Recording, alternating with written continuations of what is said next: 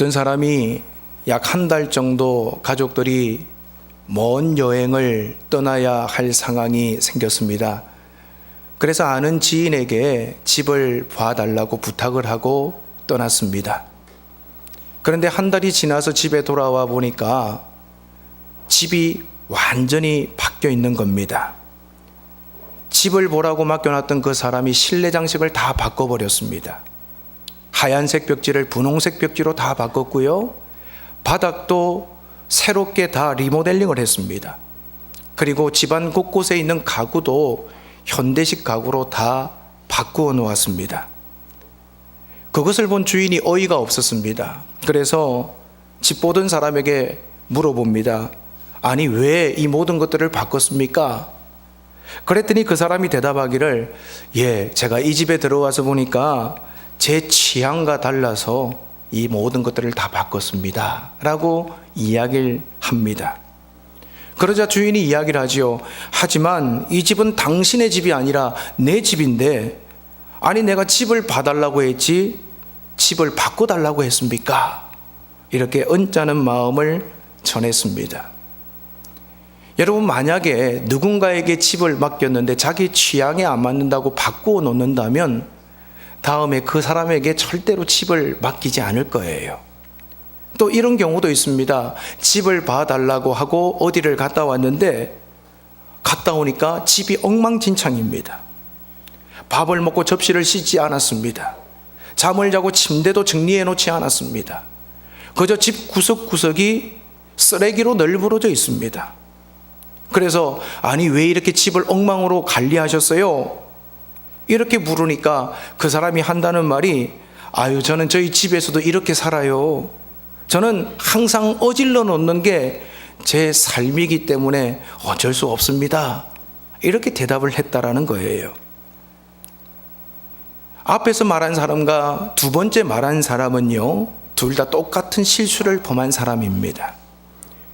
이들은 그 집이 자신의 집이 아니라는 것을 잊었습니다. 내 것이 아님에도 불구하고 내 취향대로 바꾸려고 했고 내 습관대로 그 집에서 생활했습니다.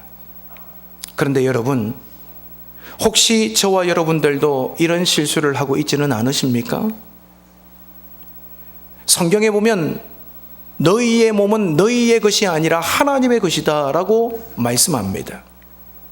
그런데 우리는 인생을 살다 우리의 몸이 하나님의 것이라는 것을 잊고 살 때가 많이 있습니다. 성경은 계속해서 우리의 몸이 하나님의 것이라고 말씀하시는데도 불구하고 우리는 내가 원하는 대로 우리의 몸을 사용하고 있습니다. 19절에서 20절 말씀해 보시면, 너희 몸은 너희가 하나님께로부터 받은 바 너희 가운데 계신 성령의 전인 줄을 알지 못하느냐? 너희는 너희 자신의 것이 아니라 값으로 산 것이 되었으니 그런즉 너희 몸으로 하나님께 영광을 돌리라 말씀합니다. 사도 바울은 우리의 몸이 내 것이 아니라고 고백합니다. 우리의 몸은 하나님께서 만드셨습니다.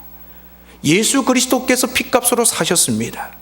그리고 성령님이 거하시는 하나님의 전입니다. 그러므로 우리는 내 뜻대로 내 취향대로가 아니라 주인 대신 하나님께서 원하시는 대로 우리의 몸을 세워나가야 할 이유가 있습니다. 그렇게 하기 위해서 우리에게 필요한 것이 첫 번째로 몸을 잘 보존해야 합니다. 12절에서 14절에 보시면, 모든 것이 내게 가하나 다 유익한 것이 아니요 모든 것이 내게 가하나 내가 무엇에든지 얽매이지 아니하리라 라고 말씀합니다. 바울은 하나님이 우리의 몸을 만드셨다라고 말씀합니다. 그러므로 하나님께서 목적이 있어서 우리를 이 땅에 몸으로 또 생기를 불어넣어 출생하게 하셨는데, 그 하나님의 목적을 이루기 위해서는 몸을 잘 관리해야 합니다. 그리고 오늘 14절에 보면 하나님이 주를 달듯이 살리셨고 또한 그의 권능으로 우리를 다시 살리시리라 라고 말씀하시지요. 하나님께서는 부활을 통해서 우리를 다시 살리실 것이다 라고 약속하십니다. 따라서 우리 몸에 죄의 흔적이 남지 않도록 우리가 하나님 앞에서 우리의 몸을 잘 보존해야 될 필요성에 대해서 사도 바울은 말씀하고 있습니다. 예를 들어서 어떤 분이 저에게 정성을 들여서 오랜 시간 동안 뜨개질을 해가지고 목도리를 선물하셨습니다. 그런데 저는 그 목도리를 받아가지고 소중하게 여기질 않고 자동차를 닦는 걸레로 사용한다면 그분의 마음이 어떨까요? 그것은 목도리를 만들어준 분께 굉장히 무례한 행동이 될 것입니다. 이와 같이 우리는 하나님께서 소중하게 만들어주신 몸을 깨끗하게 그리고 잘 보존해야 될 필요가 있습니다. 바울 당시 고린도 교회 성도들은 자신의 몸을 잘 보존하지 못했습니다. 그들은 내 몸을 어떻게 사용하는가는 내 마음에 달려있다라고 생각했습니다. 그래서 음식은 배를 위해 있고 배는 음식을 위하여 있다라고 그들은 이야기했습니다. 뿐만 아니라 고린도 교회 성도들은 그들의 몸을 죄 짓는 데 사용하고 있었습니다. 이런 상황에서 사도 바울은 그들의 생각이 잘못되었다고 지적하고 있는 겁니다. 여러분, 어떤 자동차 정비공이 있었습니다. 그는 자신의 연장을 담는 통에다가 이렇게 글을 써놓았습니다. 나의 연장을 빌려달라고 하지 마십시오. 저는 이 연장으로 가족을 먹여 살립니다. 여러분, 이해가 되는 이야기지요? 일을 하기 위해서 자동차 정비공행에는 자신의 연장이 필요합니다. 그래서 그 일을 위해서 연장을 다른 사람에게 빌려줄 수가 없습니다. 정비공에게는 이 연장이 참으로 중요하기 때문입니다. 마찬가지로 우리는 하나님이 쓰시는 도구입니다. 저와 여러분은 하나님의 연장입니다. 하나님은 저와 여러분을 통해서 하나님의 일을 행하기를 원하고 계십니다. 따라서 그 일을 잘 감당하기 위해서 하나님의 도구된 우리 모두가 몸을 잘 보존해야만 합니다. 여러분, 하나님이 주신 우리의 몸을 어떻게 보존해야 합니까? 우리는 일상생활을 통해서 어떻게 하면 건강할 수 있을까 관심을 많이 가집니다. 우리가 건강을 유지하기 위해서는 음식을 적당히 먹어야 합니다. 지방이 많은 음식은 되도록이면 피해야 합니다. 정기적으로 휴식도 취해야 합니다. 그리고 꾸준히 운동해야 합니다. 이렇게 우리가 어떻게 하면 몸을 잘 보존할 수 있는가에 대한 정보들이 많이 있습니다. 하지만 알고 있지만 그럼에도 불구하고 몸에 좋지 않은 것들을 먹는 경우가 많습니다. 때로는 음식에 욕심을 내어서 과식을 합니다. 몸에 무리가 간다는 것을 알면서도 과로하는 분들도 많이 있습니다. 운동해야 건강을 유지할 수 있다는 것을 알면서도 게을러서 의지력이 약해서 운동하지 못함으로 몸을 건강하게 유지하지 못하는 분들도 있습니다. 여러분, 성경은 우리로 하여금 하나님께서 우리의 몸의 주인이시기 때문에 몸을 잘 보존할 것을 말씀하고 있습니다. 여러분, 하루하루 살아가면서 모두가 다 분주하고 바쁜 삶을 살아가시지만 여러분의 몸을 잘 보존하시기를 바랍니다. 충분한 휴식을 취하시고요, 건강한 음식을 먹으시고 적당하게 먹으시면서 필요한 운동을 하시기를 바랍니다. 그리고 그 건강을 가지고 하나님을 위해서 쓰임받는 저와 여러분들이 될 수 있기를 간절히 바랍니다. 여러분이 집을 비운 동안 집을 보던 사람이 집을 잘 관리하지 않는다면 다시금 그 사람에게 부탁하지 않을 거예요. 이처럼 우리가 하나님께 쓰임받기 위해서는 우리의 몸을 잘 보존하고 관리해야만 합니다. 두 번째로, 몸을 성결하게 해야 합니다. 15절에서 17절에 보시면 너희 몸이 그리스도의 지체인 줄을 알지 못하느냐? 내가 그리스도의 지체를 가지고 창녀의 지체를 만들겠느냐? 결코 그럴 수 없느니라. 창녀와 합하는 자는 그와 한 몸인 줄을 알지 못하느냐? 일러서되 둘이 한 육체가 된다 하셨나니 주와 합하는 자는 한 영이니라 말씀합니다. 바울은요, 우리의 몸을 그리스도의 지체라고 말합니다. 그리스도의 지체인 우리는 그리스도가 거룩하시기 때문에 우리도 거룩해야만 합니다. 그런데 당시 고린도 교회 성도들 중에는 예수님을 주로 영접했습니다마는 이단 신전에 가서 제사를 드리고 장녀들과 성관계를 맺는 사람들이 많았습니다. 고린도 교회는 당시 헬라 철학의 영향을 받았기 때문에 인간의 몸과 인간의 영을 분리해서 생각했습니다. 그들은 내 몸으로는 향락을 즐기고 쾌락을 누리는 것이 좋고 영으로는 하나님께 영광을 돌리면 된다라는 생각을 가지고 있었습니다.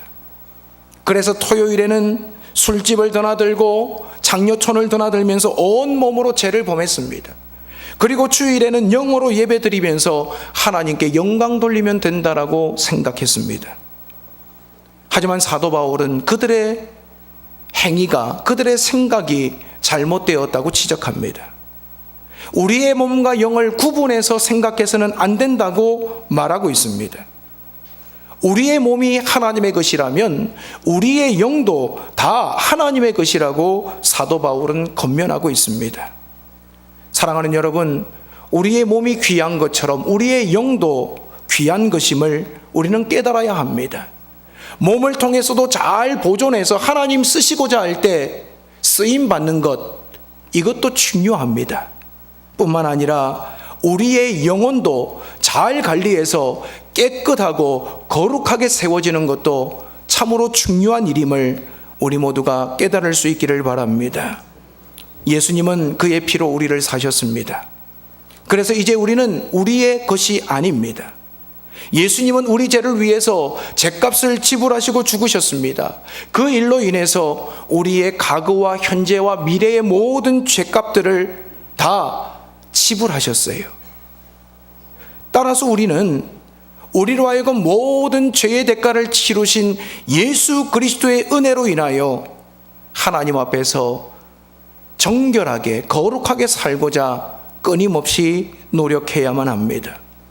오늘 저와 여러분들이 우리의 몸을 거룩한 산제사로 바쳐야 합니다. 내가 죽어야 마땅할 십자가 위에서 예수님께서 대신 죽으셨기 때문에 이제는 내 몸이 내 것이 아님을 고백해야 합니다. 어떻게 하면 하나님을 기쁘시게 할 것인가? 어떻게 하면 예수 정신으로 살아갈 것인가? 우리는 끊임없이 거기에 집중하면서 우리의 삶을 경주해 나가야 마땅합니다. 여러분, 나의 몸이 주님을 위해서 사용되기를 위해서 우리는 끊임없이 기도해야 합니다. 나의 생각이 죄를 범하지 않도록, 악한 것들을 생각지 않도록 내 생각을 지켜달라고 하나님 앞에 기도해야 합니다. 여러분, 예수 믿는다고 하면서도 우리의 입술로 짓는 죄악들이 얼마나 많습니까? 하나님, 내 입을 통해서 죄를 범하지 않도록 내 입술에 파수꾼을 붙여달라고 하나님 앞에 기도해야만 합니다. 하나님, 나의 귀로 하여금 하나님께서 원치 않는 것을 듣지 않도록 도와달라고 기도해야 합니다. 나의 손과 발로 하나님이 원치 않는 일, 하나님이 원치 않는 장소에 가지 않게 해달라고, 나를 세상과 구분해서 거룩하게 세워달라고 우리는 끊임없이 하나님의 도우심을 구해야 합니다.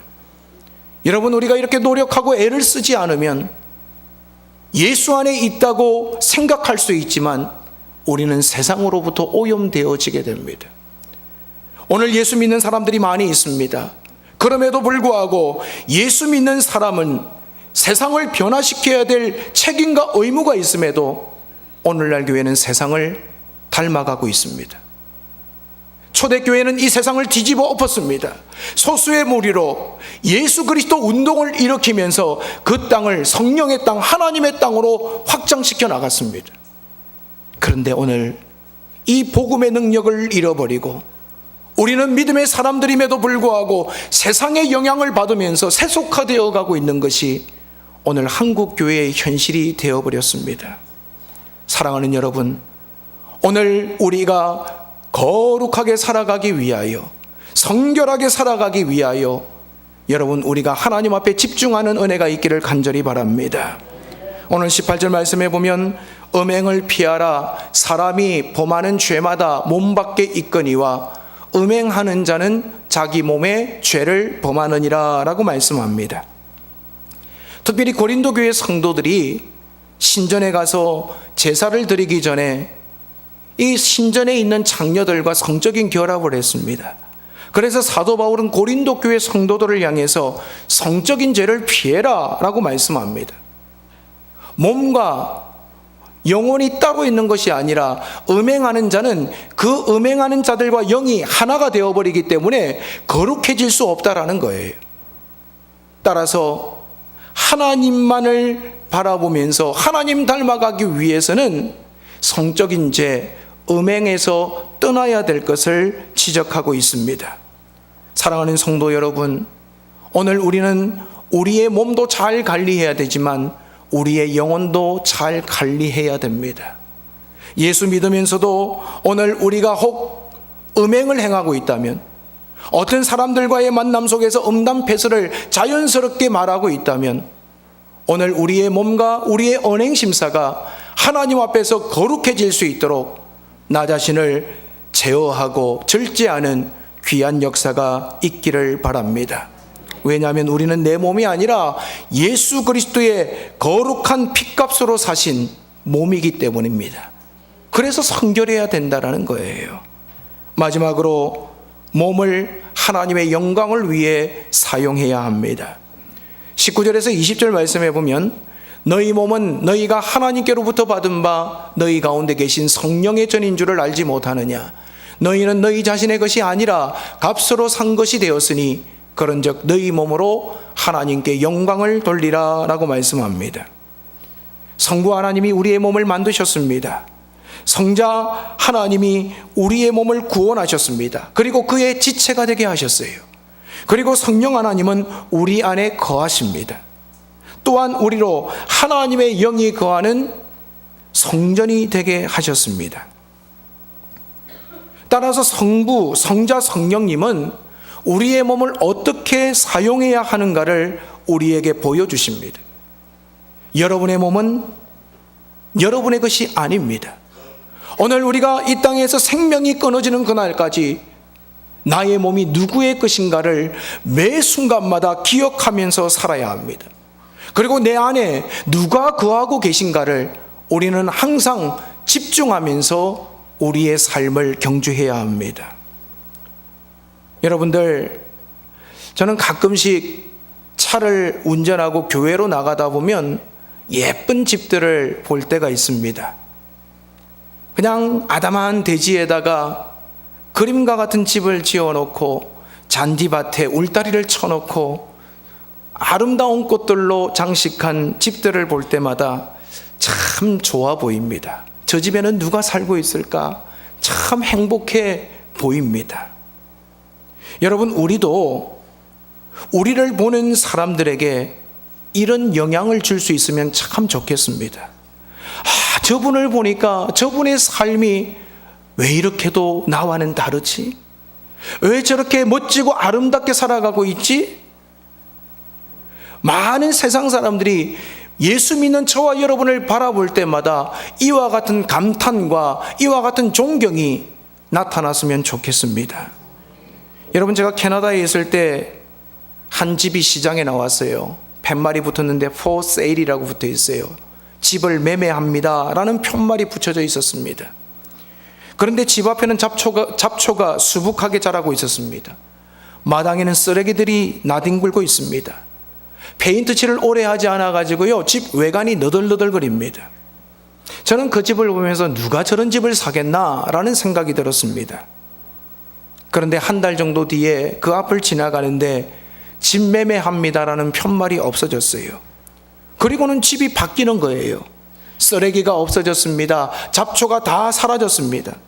대신 그 집 마당에는 예쁜 꽃들이 심겨지기 시작했습니다. 집에는 새로운 페인트 칠이 시작되었고요, 그 집은 완전히 새롭게 변했습니다. 그리고 제가 깨달은 것이 있습니다. 저 집은 집주인이 바뀌었구나 라는 것을 알게 되었습니다.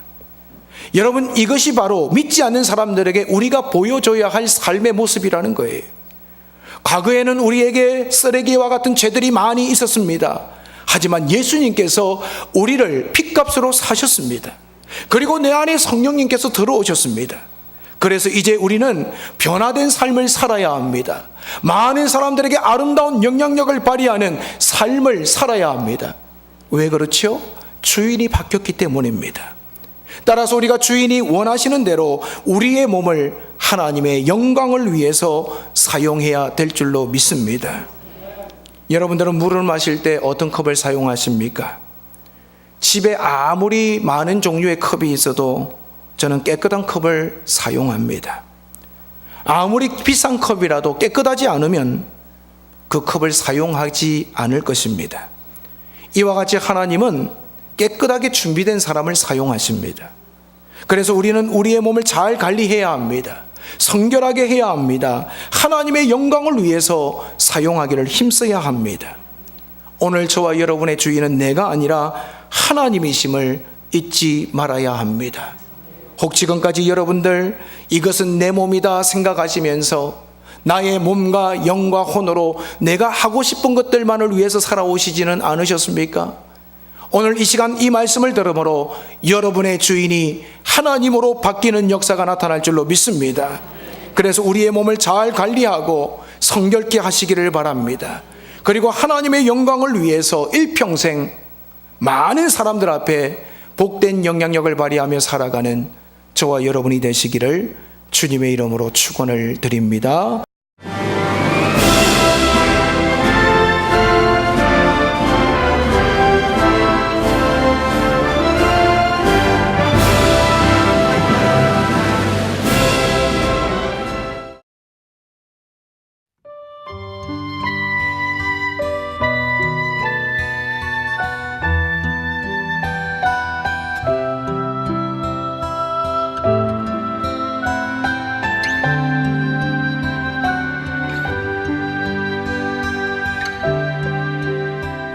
당신이 지쳐서 기도할 수 없고 눈물이 빗물처럼 흘러내릴 때 주님은 우리 연약함을 아시고 사랑으로 인도하시네.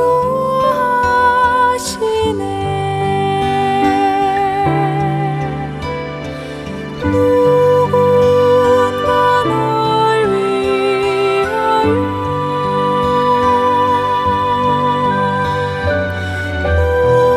누군가 기도하네. 내가 홀로서 마음이 부러질 때 누군가 날 위해 기도하네.